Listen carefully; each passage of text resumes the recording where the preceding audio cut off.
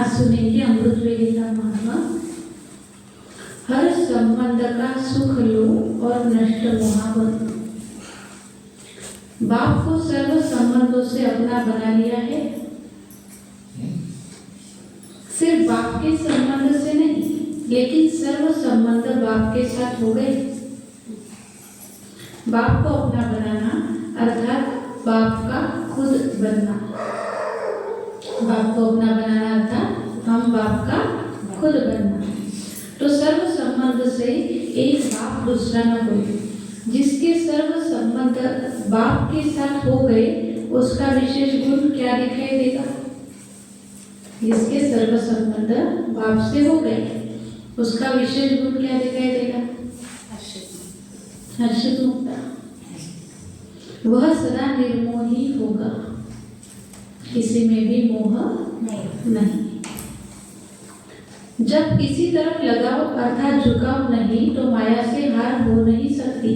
ऐसे नष्ट मोहा बनना अर्थात सदा स्मृति स्वरूप। सदैव अमृत वेले यह स्मृति में लाओ कि सर्व संबंध का सुख हर रोज बाप दादा से लेकर औरों को भी दान देंगे। हर संबंध का सुख बाप दादा से लेकर औरों को भी दान देंगे।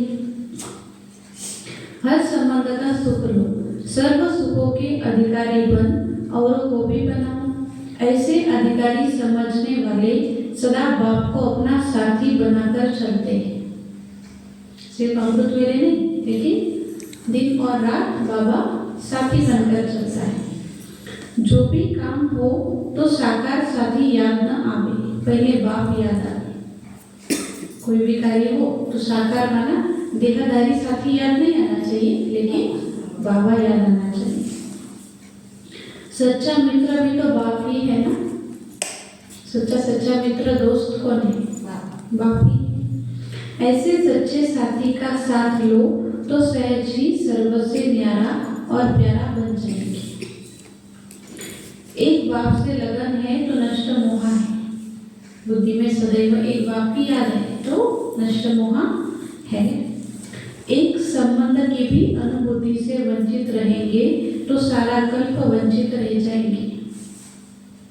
समय पर वह निरंतर विजय का झंडा क्यों नहीं लहराता है? समय पर विजय का झंडा क्यों नहीं लहराता है? आप लोग भी फंक्शन में झंडा लहराते हो तो समय पर क्यों नहीं लहराता है? कभी कभी होता है ध्वज ऊपर जाता है और गाड़ी नहीं खुलती है, जल्दी नहीं लहराता है। इसके बावजूद कारण क्या है? पहले से रिहर्सल नहीं करता। क्यों समय पर झंडा नहीं लहराता? प्रैक्टिस नहीं है। ऐसे विजय का झंडा लहराने के लिए मुख्य बात रियलाइजेशन नहीं है। अमृत वेले से रियलाइजेशन कोर्स शुरू करो।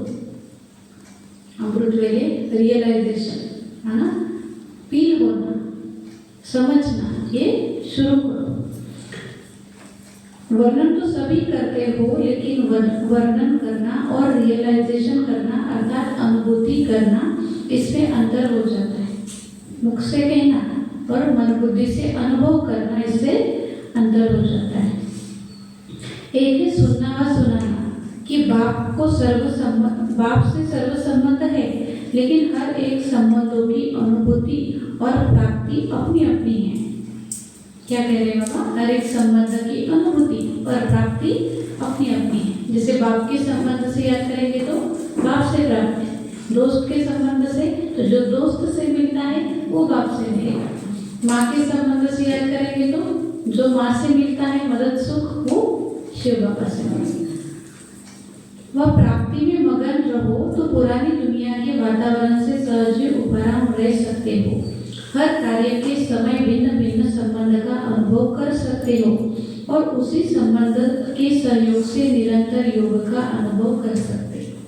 देखो, योग लगाना माना ये नहीं कि मैं आत्मा हूँ बैठ जाना, नहीं। हर संबंध से बाबा को याद करना, ये भी क्या हुआ है? योग हुआ है। नेचुरल योग, निरंतर योग। हर समय बाप के भिन्न भिन्न संबंधों का सहयोग लेना अर्थात अनुभव करना ही योग है। योग माने कोई ऐसा विशेष अलग कोई क्रिया नहीं है। हर संबंध से बाबा को याद करना, यही क्या है? योग है। ऐसे सहज योगी व निरंतर योगी क्यों नहीं बनते हो? प्रश्न पूछते बाबा, ऐसे सहज और निरंतर योगी क्यों नहीं बनते हो? बाप कैसे भी समय पर संबंध निभाने के लिए बंधे हुए। आप याद तो करो फिर से, बाबा मदद के लिए बंधा हुआ है। जब बाप साथ दे रहे हैं तो लेने वाले क्यों नहीं लेते? वह खड़ा है, हाजिर है साथ देने के लिए, लेकिन हम साथ लेते ही नहीं है। सहयोग लेना ही योग कैसे होता है, यह अनुभव करो। बाबा से सहयोग लेना, मदद लेना, यही योग कैसे होता है वह प्रैक्टिकल अनुभव करो। माता का संबंध क्या है, बाप का संबंध क्या है, सखा और बंधु का संबंध क्या है, सदा साजन के संग का अनुभव क्या है, यह अलग अलग संबंध का रहस्य अनुभव में आया है। प्रश्न पूछते बाबा कि साधन के रूप से अनुभव है, माता पिता बंधु सखा के रूप से अनुभव है। हर एक संबंध का अनुभव अलग अलग होता है, एक जैसा नहीं।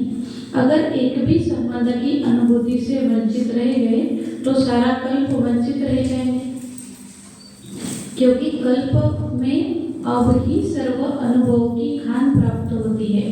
अब नहीं तो कब नहीं, अभी अनुभव नहीं करेंगे तो कभी नहीं होगा। तो अपने आप को चेक करो कि किस संबंध की अनुभूति अब तक नहीं कर पाए हैं। क्या कहते बाबा कि किस संबंध की अनुभूति नहीं की है, ये चेक करो।